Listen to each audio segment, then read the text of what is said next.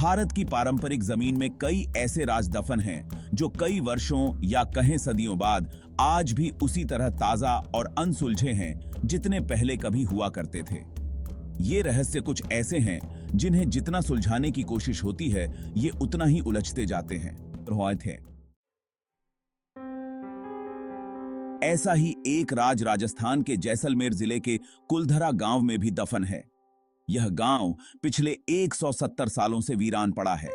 एक ऐसा गांव जो रात ही रात में वीरान हो गया और सदियों से लोग आज तक नहीं समझ पाए कि आखिर इस गांव के वीरान होने का राज क्या था। कुलधरा गांव के वीरान होने को लेकर एक अजीबोगरीब रहस्य है।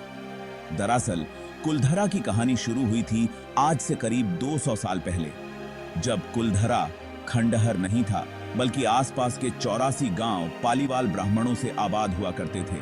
लेकिन फिर जैसे कुलधरा को किसी की बुरी नजर लग गई, वो शख्स था रियासत का दीवान सालम सिंह, अय्याश दीवान सालम सिंह, जिसकी गंदी नजर गांव की एक खूबसूरत लड़की पर पड़ गई थी। दीवान उस लड़की के पीछे इस कदर पागल था कि बस किसी तरह से उसे पा लेना चाहता था।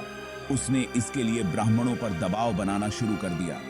हद तो तब हो गई कि जब सत्ता के मद में चूर उस दीवान ने लड़की के घर संदेश भिजवाया कि यदि अगले पूर्णमासी तक उसे लड़की नहीं मिली तो वह गांव पर हमला करके लड़की को उठा ले जाएगा। दीवान और गांव वालों की ये लड़ाई अब एक कुंवारी लड़की के सम्मान की भी थी और गांव के आत्मसम्मान की भी। गांव की चौपाल पर पालीवाल ब्राह्मणों की बैठक हुई और 5000 से ज्यादा परिवारों ने अपने सम्मान के लिए रियासत छोड़ने का फैसला ले लिया। कहा जाता है कि निर्णय लेने के लिए सभी 84 गांव वाले एक मंदिर पर इकट्ठा हो गए और पंचायतों ने फैसला किया कि कुछ भी हो जाए अपनी लड़की उस दीवान को नहीं देंगे। अगली शाम कुलधरा कुछ यूं वीरान हुआ कि आज परिंदे भी उस गांव की सरहदों में दाखिल नहीं होते। कहते हैं गांव छोड़ते वक्त उन ब्राह्मणों ने इस जगह को श्राप दिया था।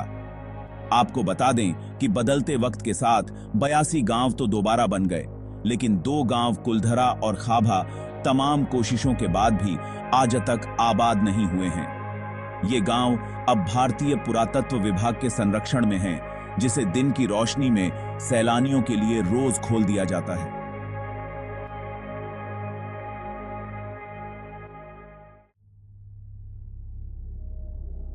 कहा जाता है कि यह गांव रूहानी ताकतों के कब्जे में है।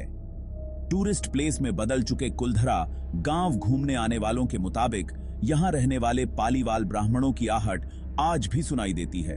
उन्हें वहां हर पल ऐसा अनुभव होता है कि कोई आसपास चल रहा है। बाजार के चहल पहल की आवाजें आती हैं। महिलाओं के बात करने और उनकी चूड़ियों और पायलों की आवाज हमेशा ही आती रहती है। प्रशासन ने इस गांव की सरहद पर एक फाटक बनवा दिया है, जिसके पार दिन में तो सैलानी घूमने आते रहते हैं, लेकिन रात में इस फाटक को पार करने की कोई हिम्मत नहीं करता है। कुलधरा गांव में एक मंदिर है जो आज भी श्राप से मुक्त है। एक बावड़ी भी है जो उस दौर में पीने के पानी का जरिया था। एक खामोश गलियारे में उतरती कुछ सीढ़ियां भी हैं। कहते हैं शाम ढलने के बाद अक्सर यहां कुछ आवाजें सुनाई देती हैं। लोग मानते हैं कि वो आवाज 18वीं सदी का वो दर्द है जिनसे पालीवाल ब्राह्मण गुजरे थे। गांव के कुछ मकान हैं जहां रहस्यमय परछाई अक्सर नजरों के सामने आ जाती है।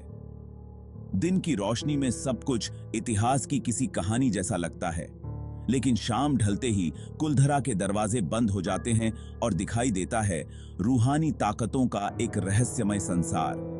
लोग कहते हैं कि रात के वक्त यहां जो भी आया वो हादसे की शिकार हो गया। मई 2013 में दिल्ली से भूत प्रेत व आत्माओं पर रिसर्च करने वाली पैरानॉर्मल सोसाइटी की टीम ने कुलधरा गांव में रात बिताई। टीम ने माना कि यहां कुछ न कुछ असामान्य जरूर है। शाम के वक्त उनका ड्रोन कैमरा आसमान से गांव की तस्वीरें ले रहा था, लेकिन उस बावड़ी के ऊपर आते ही वो कैमरा हवा में गोते लगाता हुआ जमीन पर आ गिरा, जैसे कोई था जिसे वो कैमरा मंजूर न हो। यह सच है कि कुलधरा से हजारों परिवारों का पलायन हुआ। ये भी सच है कि कुलधरा में आज भी राजस्थानी संस्कृति की झलक मिलती है।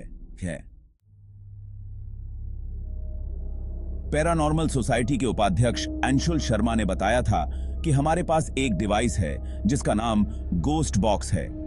इसके माध्यम से हम ऐसी जगहों पर रहने वाली आत्माओं से सवाल पूछते हैं। कुलधरा में भी ऐसा ही किया, जहां कुछ आवाजें आईं तो कहीं असामान्य रूप से आत्माओं ने अपने नाम भी बताए। 4 मई 2013 शनिवार की रात्रि में जो टीम कुलधरा गई थी, उनकी गाड़ियों पर बच्चों के हाथ के निशान मिले। टीम के सदस्य जब कुलधरा गांव में घूमकर वापस लौटे तो उनकी गाड़ियों के कांच पर बच्चों के पंजे के निशान भी दिखाई दिए, जैसा कि कुलधरा गई टीम के सदस्यों ने मीडिया को बताया। लेकिन यह भी सच है कि कुलधरा में भूत और आत्माओं की कहानियां सिर्फ एक वहम हैं। इतिहासकारों के मुताबिक पालीवाल ब्राह्मणों ने अपनी संपत्ति, जिसमें भारी मात्रा में सोना, चांदी और हीरे जवाहरात थे, उसे जमीन के अंदर दबा रखा था। यही वजह है कि जो कोई भी यहां आता है वह जगह जगह खुदाई करने लग जाता है, इस उम्मीद से कि शायद वह सोना उनके हाथ लग जाए। यह गांव आज भी जगह जगह से खुदा हुआ मिलता है।